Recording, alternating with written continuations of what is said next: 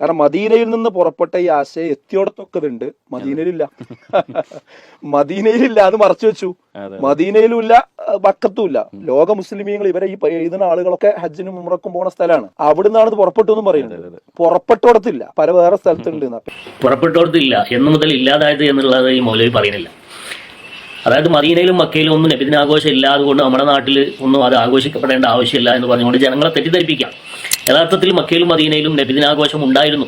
അത് വഹാബികൾ നിർത്തലാക്കിയതാണ്. മക്ബറകൾ പൊളിച്ചതുപോലെ മക്കയിലും മദീനയിലുമുള്ള നബിദിനാഘോഷം എന്നു മുതലാണ് ഇല്ലാതെയായതെന്ന് മുജാഹിദിന്റെ നേതാവായിരുന്ന മരണപ്പെട്ടു പോയ സക്കരിയ സ്വലാഹി തന്നെ വ്യക്തമാക്കുന്നത് കാണും. അറബ് രാജ്യത്ത് എവിടെയോ ഏതാനും ചില അറബ് രാജ്യങ്ങളിൽ ചില ആഘോഷങ്ങളുണ്ടെന്നല്ലാതെ വാസ്തവത്തിൽ പ്രവാചകൻ ജീവിച്ചു മരിച്ച നാട്ടിൽ അതൊന്നുമില്ല. ഇനി ഉണ്ടായിക്കൂടാന്നില്ലട്ടോ, മുമ്പുണ്ടായിട്ടുണ്ട്.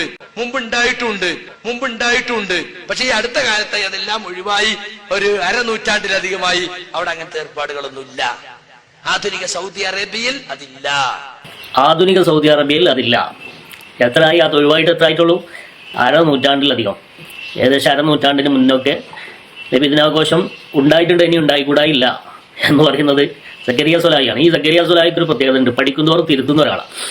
അയാൾ ഇന്ന് ജീവിച്ചിരിപ്പുണ്ടെങ്കിൽ ഇന്ന് സുന്നിയായിട്ടുണ്ടാവും. കാരണം പഠിക്കുന്നതിനനുസരിച്ച് തിരുത്താൻ സന്നദ്ധത കാണിച്ച ഒരു പണ്ഡിതനാണ് സക്കരിയ സ്വലാഹി.